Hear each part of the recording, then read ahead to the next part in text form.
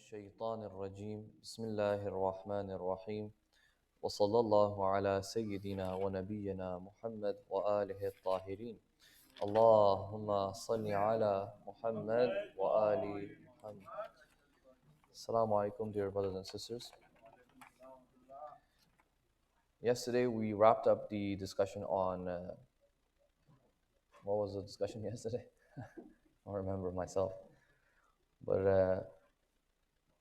Aqaba, Pledge of Aqaba. And now we will talk about the migration of the Holy Prophet ﷺ from Makkah to Medina. I will not go into the actual storyline. I think everybody knows the general story. That the Prophet was, there was a whole plot to assassinate the Prophet. And one of the nights, so they had sent some of the Muslims earlier to Medina. And essentially the Prophet was left behind. And the night that they wanted to kill the Prophet, they put Imam Ali alayhi salam he slept on his bed. And he basically escaped from the city, went to the cave of Thawr. The whole incident of the spider web and the eggs by the birds, that whole miracle. I think everybody should, inshallah, know that story. And then they went to Medina. Okay, so that's the general story, but I want to focus on this from a different perspective, inshallah. And the perspective I want to look at this from is through the concepts of faqr, poverty, and ghina. Okay, which we understand as being rich. Okay, I know it's a very strange. What do you mean? What's it got to do with migration? Okay, in any language, when you use different words, these words have connotations to them. Okay, for example, if I say the word poor today, if I say somebody is poor, we have this definition of poor, but often the concept of poor will be. It will have a connotation to it. It will have a connotation. For example, when we say poor today, maybe the connotation of it is, people in like developing countries, okay, people who don't have a house. That's the idea of poor when we get. Or when we say rich, okay, maybe these, rich actors and actresses that live in, U.S. I don't forgetting the famous place where they live. Beverly Hills or something. All these rich people live there. So when you say rich, you understand, okay, they have money, but there's a specific, misdaq, specific instance, and a specific connotation that is attached to it. Likewise, when I say slavery, as soon as you say slavery, the concept of, American slavery in America that was very, ruthless, that immediately comes to mind. There's this very negative connotation to it. Sometimes some things have a very positive connotation. Sometimes some things have a very negative connotation. And these connotations can change over the course of time. Okay, they can change over the course of time. So we want to talk about the idea of being poor and being rich and the connotations that it had in Arabia. Okay, when you said poor in Makkah, what did that mean? Or when you said rich in Makkah, Medina, wherever, what did it mean? Does it mean, is it just linked to money? Definitely money is a thing, but what is the connotation? What sort of examples do come in people's minds when they would say, these two words? And this is a very interesting discussion in basically it's called etymology, study of words, where they come from, what was the connotation, and so on and so forth. When we look at the usage of the words faqr and ghina, and this is important because in the Quran you will see that these connotations are being implied. You will notice that two things were very key markers for people in society. Okay, one was movement, and one was sort of stagnation or being settled. These two sort of identified the demography of people, not democracy, demography of the people. Okay, so demographically, Arabia is divided into these two groups. A group of people who are settled in Makkah or Medina or Taif or Khaybar or wherever, and they are settled. And another group of people are sort of always on the move. They're the Bedouins, the Baddus, the nomads, and these sort of people who live, not in cities essentially. And when the Arabs would use the word ghina, okay, meaning what we call rich, the connotation that would come in these people's minds would be people who are settled in the cities. Okay, when you said rich, it definitely meant somebody who was living in a city. You would not find an instance of the word being someone calling somebody ghani and they happen to be a nomad. Even though the nomad may live a normal life, may live up to 50, 60, but you will not see the word rich being used for a nomad. And likewise, if you use the word faqr or faqir, it often meant somebody who's not settled anywhere.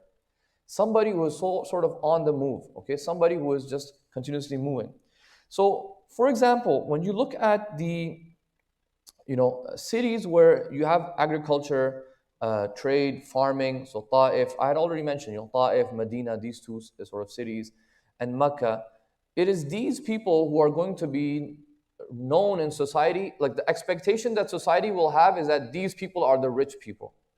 Okay, it's not so different to today, like, people living in Toronto or New York or these big cities, they are going to be the ones who are rich. It's very similar even today, okay?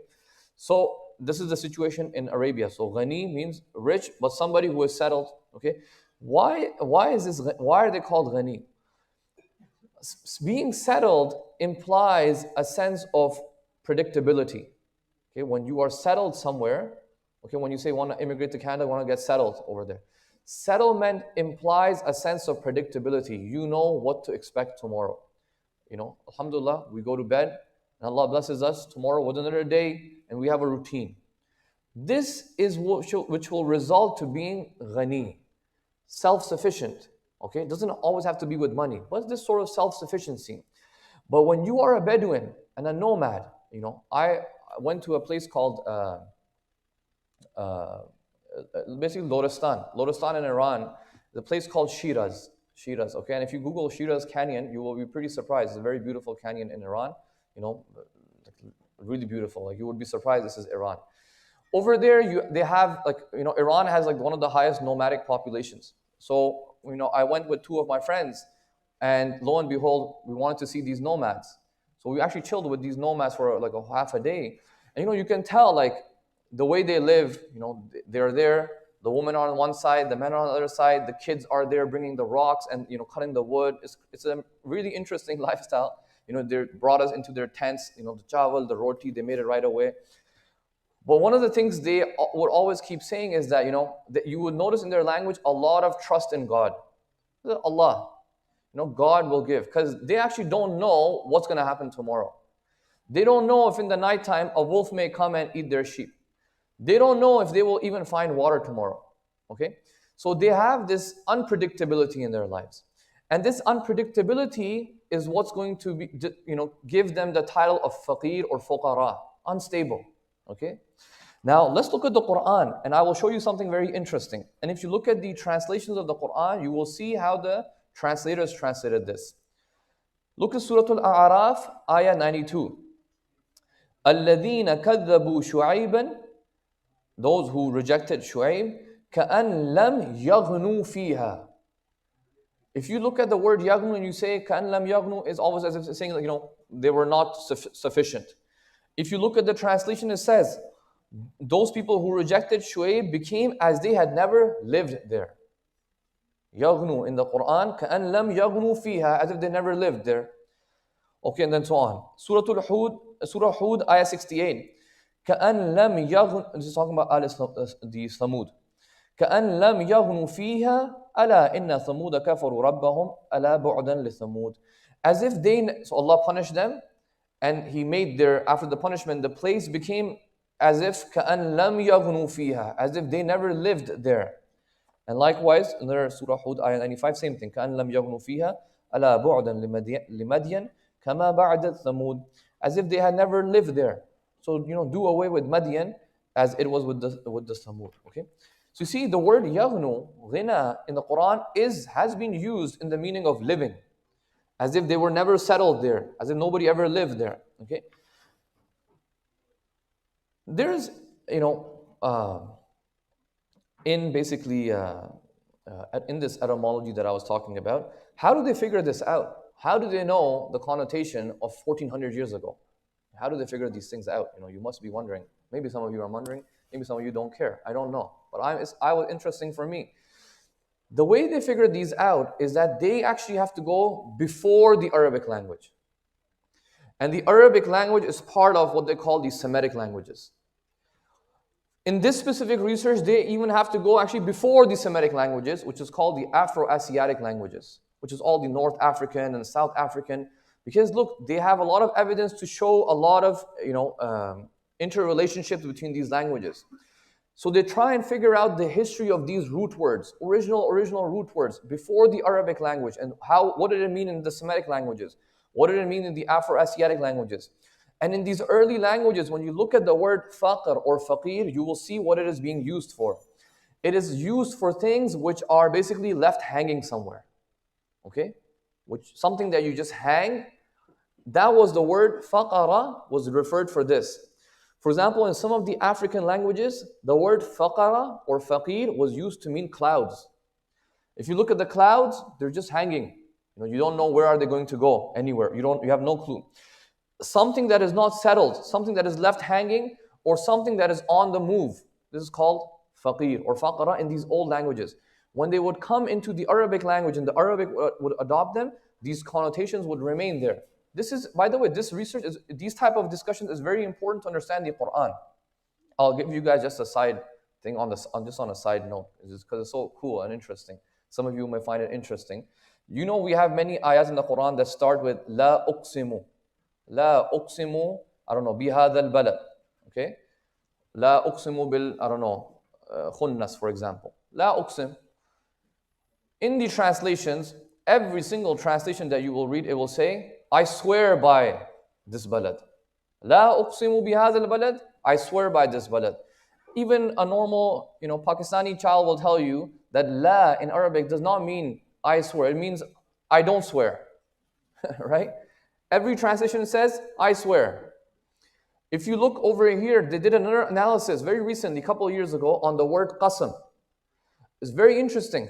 And these researchers figured out that the word qasam also had a negative connotation that had to do with the soothsayers and the fortune tellers in Arabia. And Allah subhanahu wa ta'ala is saying, La uqsimu bihadha al-balad, meaning the word qasam often has a connotation with, fortune tellers. Allah is saying, no, I will not use the qasam of these fortune tellers that are using these speculation and they're saying they have jinns and so on. Bihadha al-balad, something in which you are living in. Okay? وَأَنْتَ حِلٌّ بِهَذَا الْبَلَدِ, right? If I recall the ayah. You are in this city, something that is so sacred and great, magnificent. I will not do a qasam on this. I will not use the word qasam on this. Okay? Very interesting. I'm just throwing this out. Because if you look at the translations, 7-8 places, La uqsim, La uqsim, La uqsim, they're saying, I swear. The translators will write, I swear by this. I swear by this. I'm saying, look, recent research tells us complete opposite. That no, Allah subhanahu wa ta'ala, when He said La uqsim, it actually meant I don't swear by this. That changes the entire meaning of the surah. No one has ever given this interpretation until now. This is how it is. It took 1,000 years to figure out, 1,400 years to figure out.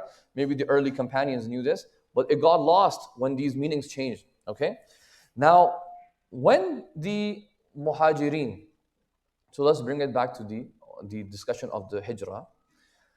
When you look at the Muslims in Makkah, you do not find any ayah or any reference in the hadith which says that they were fuqara or they were faqir. Even when you look at the story of the migration to Abyssinia, even when you look at the Muslims during the boycott of Makkah, during the whole period of persecution, you do not find references, or at least I have not seen any references, where the Muslims are being described as fuqara. Muslims in Makkah, that these people were fuqara, they were faqir, and the mushrikeen were persecuting them and they were harassing them and so on. They were not fuqara, they were from clans, they were ghani, they were settled, they still had their homes and everything. But look at what happens as soon as they migrate to Medina. As soon as they migrate to Medina, look at Surah Al-Hashr, Ayah 8. لِلْفُقَرَاءِ الْمُهَاجِرِينَ. All of a sudden, the muhajirin, who are the Muslims of Makkah, are now being described as fuqara. Why? Because they are now in movement. They're no longer settled anywhere. They are in movement. لِلْفُقَرَاءِ الْمُهَاجِرِينَ الَّذِينَ أُخْرِجُوا مِنْ دِيَارِهِمْ وَأَمْوَالِهِمْ يَبْتَغُونَ فَضْلًا مِنَ اللَّهِ وَرِضْوَانًا وَيَنْصُرُونَ اللَّهَ وَرَسُولَهُ أُولَٰئِكَ هُمُ الصَّادِقُونَ. Those muhajirin who are now fuqara, They who have been kicked out of their homes and their wealth and have been taken, they want the fadl from Allah and His ridwan, and they help Allah subhanahu wa ta'ala and His Messenger. They are the ones who are from the sadiqun, they are the ones who are the truthful. Okay? So you notice that even the entire 13 years in Makkah, where they are persecuted, they are tortured, some are killed, some have to migrate, some are in boycott, they're not considered fuqara. Not considered fuqara. As soon as they go from a settled place to a movement, they're all of a sudden described as fuqara. Meaning these people are now unsettled. Their life has unpredictability. They do not have clarity with what tomorrow holds for them. And that is what will happen to them when they come to Medina. When they come to Medina, they're not sure actually what will happen. Like, this is an entirely new city. You know, if one person migrates to a new country, okay, maybe it's easy to sort of, take on this immigrant and, let them settle in. But when an entire sort of, hundreds of people are moving, this new city, how are they going to handle them? Okay, this is going to be an issue. Now, the Prophet ﷺ, he understands this. Allahumma salli ala Muhammad wa ali Muhammad. He understands this. So what does he do? As soon as the Muhajirin come to Medina, this is why he makes the pact of brotherhood. He makes the very famous pact of brotherhood, which is, what does he do? He pairs up one Muhajir with one of the Ansars. Okay, he pairs them up. Obviously, we know in our situation, in Imam Ali's situation, he paired himself with himself. So that was only like 1-2 exceptions. But everybody else, the Muhajirin were paired up with one of the Ansar. What was the point of this pact of brotherhood? What was, you're my friend? No, that's it. No, there were actually implications on this. There were actually implications. And look, none of this was actually forced by the Prophet. The Prophet did not say, I'm making this brotherhood, now you, the Ansar, have to do this for the Muhajirin. It was not forced. It was out of their goodwill and their faith that they're going to do what they're about to do. One of the main things that the Ansar will do for the Muhajirin is that firstly, they will give them half of their homes to live in. Okay, initially, a whole sort of exodus has happened from Makkah. They will allow the Muhajirin to come and live. They will basically accept half of the houses, half the house, and they will say, come live with us. You do not have any homes right now. Their entire property, homes, assets, money, wealth, camels, whatever, has been confiscated by the mushrikeen, which is going to lead to the Battle of Badr, by the way. Okay, it has been taken. So the Prophet is saying, you have brotherhood with them, treat them as if they are your own real brother. As a real brother, what would you do? You will give them half of your house. Okay, that's one thing. Second thing that they will do, they will try to get them jobs. So the Muhajirin, they don't have any more jobs. Okay, they have lost all their assets. The Ansar will try to get them employed in their own sort of farms and whatever, palm trees and whatever, business that they will do. They will try to get them employed in that. A third thing that they will do, and this was just for a temporary period, what I'm about to say, this was temporary, was that if one of the Ansar passed away, the Muhajirin were actually going to inherit from them. Okay, this is not allowed. Like, there's no share of inheritance. The person is not from the family. But this pact of brotherhood, the Ansar were saying that, look, when we die or if we die, the Ansar can take a share of our inheritance because they need to come out from a state of faqr and become ghani. How are they supposed to do that? How are they supposed to get settled? The Ansar are going to help them get settled in Medina. This is the main point that I'm trying to say. And these people of Medina, remember, I mentioned yesterday, they are the Aus and the Khazraj. The Aus and the Khazraj themselves were Muhajirin from Yemen. So when they had come from Yemen, the Jewish tribes were the ones who allowed them to settle in. If you remember the story of King Tubba, I had mentioned, King Tubba said, okay, you know what, you're being very nice to me. I will send Aus and Khazraj for you and you can, allow them to settle. The Aus, the Banu Nadir, Banu Qurayza, Banu, Qaynuqa, these Jewish tribes, they were the ones who allowed them to get settled. Now that this group of people, the Aus and the Khazraj, have been settled there for a long time, when new Muhajirin, new Muslims are going to come, they have the experience, they have the knowledge, they have been there for decades, They know exactly how the city works. They know exactly what the culture is like. They are going to allow the facilitation of the migration and allow the Muslims to settle. What does this mean for us today? Okay, what does this mean? If we say we want to imitate the Seerah of the Holy Prophet, what on earth does this event have to do with us today? Okay, many times we read this event, We talk about the fact that Imam Ali alayhi salam was made the brother of the Prophet, and that is a huge merit. As I said, this was an exception, because over here you have the case of two muhajirin, the Prophet and Imam Ali alayhi salam. Obviously that was a special point regarding Imam Ali that the Prophet is trying to make. But besides that, what about the rest of the companions? What does it mean for us? What does it mean for us? For us, I think this is a very good sort of lesson on how to help new immigrants coming into the country where we are settled. Okay? For example, just a couple of years ago, we had a huge influx of Syrian refugees coming in. I want to ask, what role did the Shia communities have to play in facilitating their settlement into the country? Do we not know that once they get into the hands of, let's say, certain groups, that they will be brainwashed about Islam? Do we not know that? I spent 2 months in Lebanon a couple of years back, and I had an opportunity to see how some of these NGOs are working. Okay, many of these NGOs that were in Lebanon, I was in a Sunni city called Tripoli. All Ahlul Sunnah over there. A lot of Syrian refugees were coming. I actually volunteered for one of the NGOs. These NGOs are funded by the governments. So the one I was working for was France. The French were funding the NGOs. Or for example, from Italy, from different European countries. And I saw the Syrian refugee kids who were there. All of them were from religious families. All of them, because I met their parents. All of them are from religious families. So I would volunteer, I would help them, speak English. But there were other volunteers as well. All of them are from Europe and America, by the way. I was the only Muslim in this entire thing. I was the only Muslim. Everyone else is, I remember, Italy, German, French, British, American. Very interesting situation that I was in, okay? I was the one feeling awkward in a Muslim country. In this situation, I'm the one feeling awkward because for me to even teach them, La ilaha illallah, it was an awkward thing because, they're here in this sort of secular environment. We have to train them, we have to educate them, we have to show them what the West has to offer.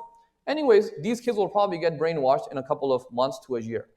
Likewise, over here is the same thing. You have refugees coming in, for example, after wars. These refugees are Muslims, guys. They're Muslims. Many of them are religious people. When they go and get into the hands of certain groups, certain political parties, what do you think will happen with them? Especially with the younger children. They're going to get brainwashed and they will very easily assimilate with certain cultures and certain ideologies that we disagree with. But the parents have no clue. Parents don't know any English.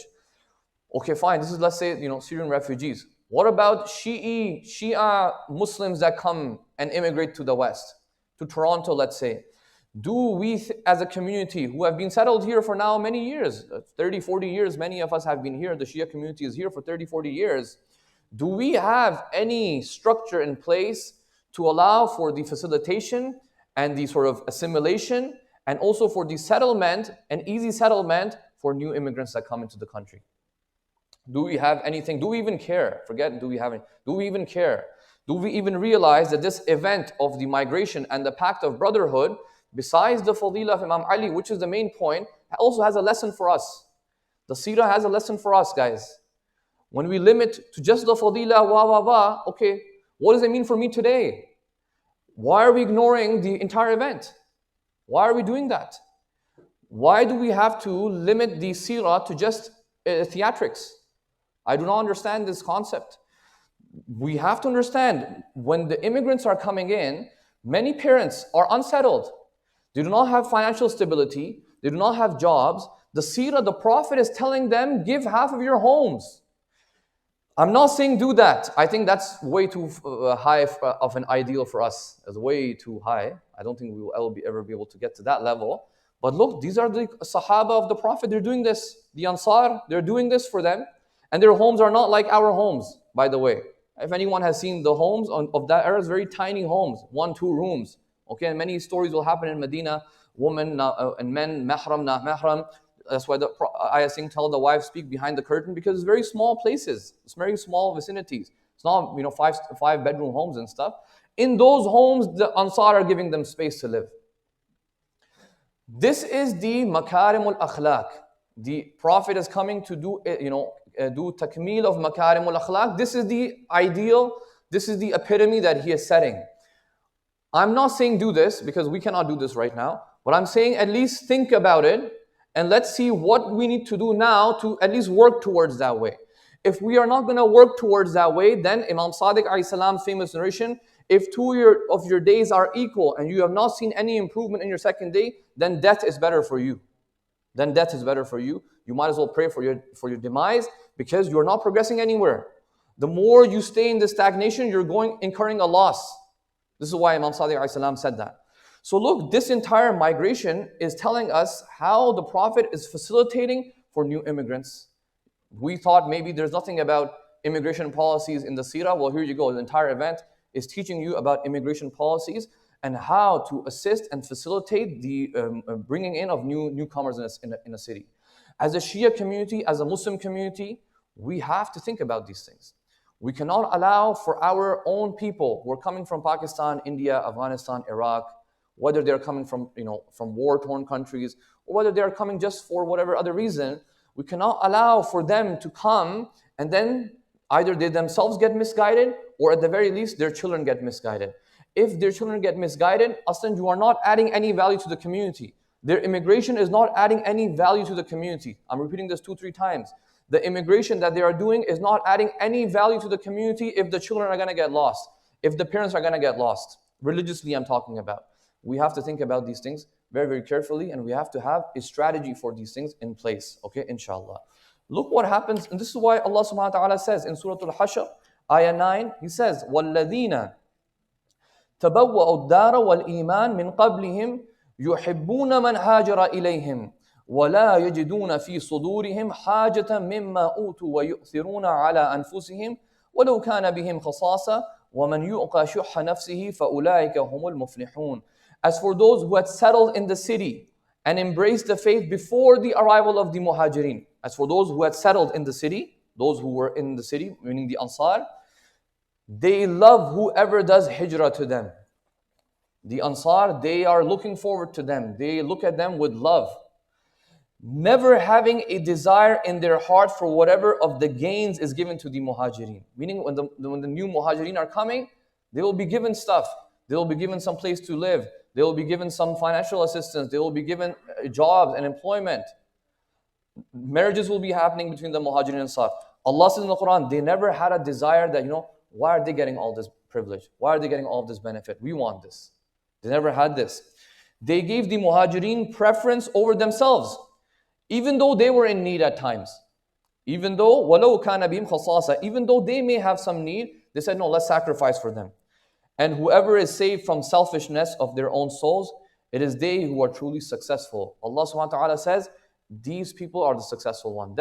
One of the definitions of success, sacrifice and overlooking your own sort of wants and looking at the greater good of the community. This is Allah subhanahu wa ta'ala is saying this in the Quran. Okay, I'm not saying anything over here. Okay, so this is the hijrah. I wanted to talk about the change in the qibla because that also has some very interesting lessons, but I will skip that because we don't have time. And we will go on, I will start setting the precedent for the battles now. And tomorrow, inshallah, the youth have somehow promised me that there will be a projector or something. So inshallah, I can show you guys the map. When the Muslims are now sort of, getting settled and so on, you have to remember that the wealth, the homes, the assets, all of them have been taken by the Muslims. As a matter of fact, the reason why Imam Ali alayhi salam comes late, Allahumma salli ala Muhammad wa ali Muhammad, the reason why he comes late is actually the Prophet had told him to return the aman. The mushrikeen had still given him some trusts. Even though they wanted to kill him, they still considered him to be trustworthy. Imam Ali was responsible to give back these trusts. Okay, so this is why he came late. And he was slept on the bed of the Prophet because of this reason. Now that everybody is coming and trying to get settled, the Muslims, their wealth has been taken, their homes have been sort of overtaken by the mushrikeen, and everything. They have lost everything. Literally, they have lost everything. They are like refugees. When you look at the mushrikeen economy of Makkah, you will notice that it is all based on the trade, which I have mentioned many times. What the Muslims will start to do once they come to Medina, Firstly, it will be the Muhajirin that will do this. They will start to launch raids at some of these smaller caravans. And this is, guys, a very important topic in the West, because this is one of the main incidents on which they do not like the Prophet, what I'm about to mention. If you go to Al-Quds, for example, rarely you see those Islamophobes. They have these posters. He's a warlord, he's a warmonger. And you as a Muslim are wondering, what do you mean? I never heard this history. This is it. These are the stories which cause them to say these things. Inshallah, we will analyze it. The Muslims start to do raids. What does raid mean? It means a caravan is going, innocent caravan of the mushrikeen. They're going, they want to go sell their products in Syria. And the Muhajirin are going to say, you know what? There's a caravan that is going. Let's go jump them. Let's go jump them and let's steal the wealth and bring it back. It's our, we'll steal it. That's what it seems like. 8 raids, or let me call it 8 attempted raids, will take place from the time of the Hijrah until the second Hijri, basically until the Battle of Badr. 8, minimum 8. So what are the Islamophobes saying? They're saying, you are the ones who caused the Battle of Badr. Okay? You are the ones, the Muslims are the ones. The Quraysh are not attacking you guys right now. You are the ones going and provoking them. Again, 8 times. 8 times you're provoking them, and then you're saying, oh, they fought us in Badr. What does that mean? Oh, they fought us in Uhud. You're the ones who are, taking the mick, as they say in England, taking the mick, right? 2 years, you're coming back after them, ruining their journeys. What are these raids? I'm going to mention some of them. The first raid takes place in the month of Ramadan, first Hijri, basically a couple of months right after the Hijrah. It's called Sayful Bahr. This is led by Hazrat Hamza. Okay, the first raid is led by Hamza. There is no Ansar in this. Just 30 to 40 Muhajirin. 30, 40 Muhajirin. They go, they try to raid. It's a failure. They cannot take anything. Basically, the caravan runs away. Okay. Second raid is called the raid in Juhfa. Okay, also in the first Hijri. It's led by a guy named Ubaidullah bin Haris. 60 to 80 Muhajirin. Look, there's no Ansar in this. I want you to notice there's no Ansar, because this is going to be one of the reasons why we can refute the Islamophobes.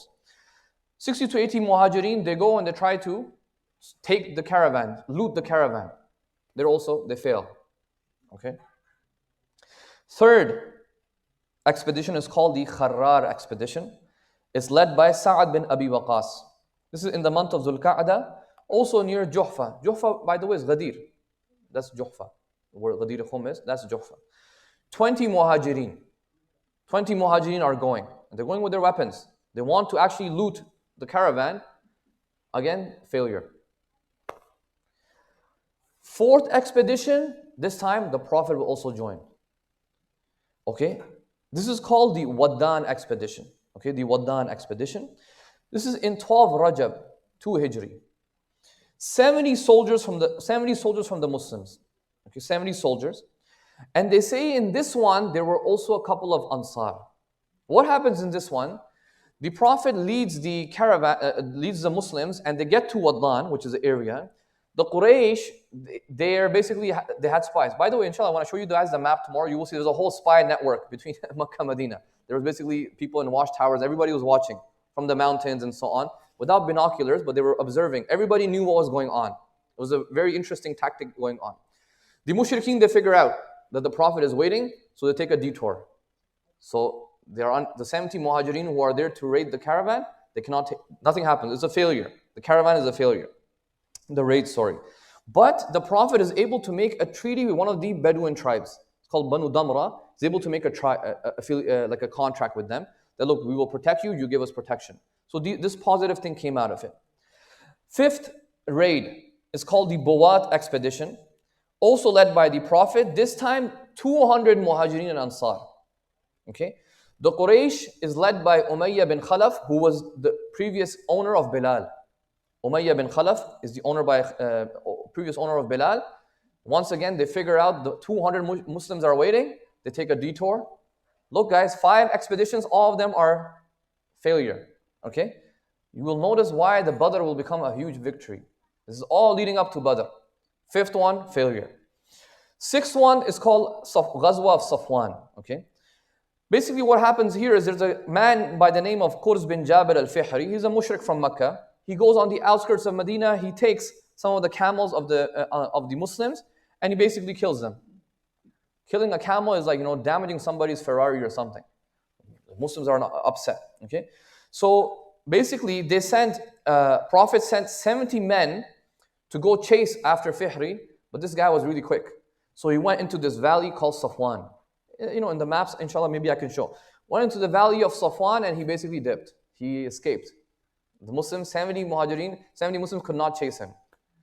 Muslims are getting frustrated. What's going on? 7 attempts, they have our wealth, our home, our assets, our clothes, our money. This is our stuff that they are doing business with. Okay, I'm giving you guys clues already on how this is not offensive. This is taking things back. Okay, it's not offensive. Seventh raid of Dhul Ushayra. This one is important now. This is important. Who is leading this? Abu Sufyan is leading this caravan. This is, by the way, a big caravan. It's huge. Okay, this is literally like entire Meccan assets are going to Sham. Second Hijri. The Prophet is going to send around 150 to 200 men to loot this caravan. This is a big one. And they haven't even sold anything. This is just the Meccan property. Okay, they go. And Abu Sufyan figures out that the Muslims are coming. And they basically begin to go quicker. Abu Sufyan and his caravan, they begin to move quicker. And they basically took a 3-day lead over the Muslims. A 3-day lead. By the time the Prophet came with the soldiers, all of a sudden they figured out they had gone 3 days ago. Okay? Between this, so now they're gone to Sham. Abu Sufyan and his caravan gone to Sham. Okay? Whatever, they will come back a month or two later. Between this month or two, there's another raid called Raid of Nakhla. In this, finally, they capture one of the mushriks and they even kill one of them. There's an entire story here because they killed him in one of these sacred months. Okay, they were not allowed to kill in the sacred month. They killed him. An entire story, I don't want to go into that. But it's called the Raid of Nakhla. But now, guys, come to basically 17th of Ramadan. This 17th Ramadan, in a couple of days. Second Hijri. That caravan of Abu Sufyan is coming back now. Okay, he's coming back. And the Muslims figure out, okay, he's coming back. We missed him on the first go. We're not going to miss him this time. Abu Sufyan figures out that, and by the way, so inshallah tomorrow when I show you the maps, you will see. The caravan would come through Badr. They would come through Badr, and from Badr they would come back to Makkah. The Muslims arrive at Badr. Abu Sufyan figures out that the Muslims are waiting. He sends a dispatch who gets to Makkah very quickly. So Abu Sufyan takes a detour basically in a place called Yambu. Takes a detour, does not go to Badr. He sends a dispatch to Makkah, tells Abu Jahl that, look man, this is getting way out of hand. 300 plus Muslims are there to loot our caravan. Abu Jahl says, 300? Amazing. We're going to bring an army of 1,000 and just, that's it, destroy them. We'll destroy them and we'll finish them off, okay? So now, when Abu Sufyan is waiting in Jambu, Abu Jahl gathers an army literally in like 1 day. He says to the mushrikeen that this is our opportunity. They have been trying to raid us. Hamara damag kharab kar diya 2 saal mein. Every couple of months they're trying to do a raid. This is our time to just finish these guys off. Okay, enough is enough. We will kill them off. Gets everybody ready and they go off to Badr. And inshallah tomorrow I will talk about the Battle of Badr. How quickly they reached Badr. And Abu Sufyan sneakingly, as soon as he figured out Abu Jahl is coming with an army, he took the detour and came back down south. So Abu Sufyan was not in the Battle of Badr. And neither was, because remember these men who were with the army, with the caravan, they were not in Badr either. So they came home, the woman and the family, they're happy, they got a lot of money and the wealth. But a lot of men from Makkah, they went to Badr, and that is where the Muslims will see, oh my God, what happened here? We just wanted to loot this caravan. Caravans, they have some, soldiers and stuff, but it's not an army. This time, an army of 1,000 people comes. And that is where the Battle of Badr will take place, inshallah. And that will be tomorrow. I will talk about it tomorrow, inshallah. How many Muhajirin were there? How many Ansar were there? Khazraj, Aus, and camels and so on, and how much of the basically mushrikeen were there, and what exactly happened in the battle. How did they get lose, and what was the consequences? Inshallah, tomorrow we will talk about that. But look at this sayr, look at this journey. It was these expeditions that were taking place because the Muslims wanted to get their assets back. They were trying to go and loot the caravan of Abu Sufyan.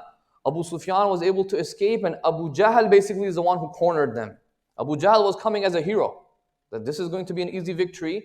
I'm going to come as a hero. And by the way, in the Battle of Badr, they say the Muslims had very few camels, very few weapons, because they were not going in for a war. They were not going in for a war. And this is why it will become one of the most inspirational victories for Muslims in the first ever battle. Inshallah, tomorrow we will talk about it, and we'll quote some ayat about the battle as well from the Quran. وَصَلَّى اللَّهُ عَلَى سَيِّدِنَا وَنَبِيِّنَا مُحَمَّدٍ وَآلِهِ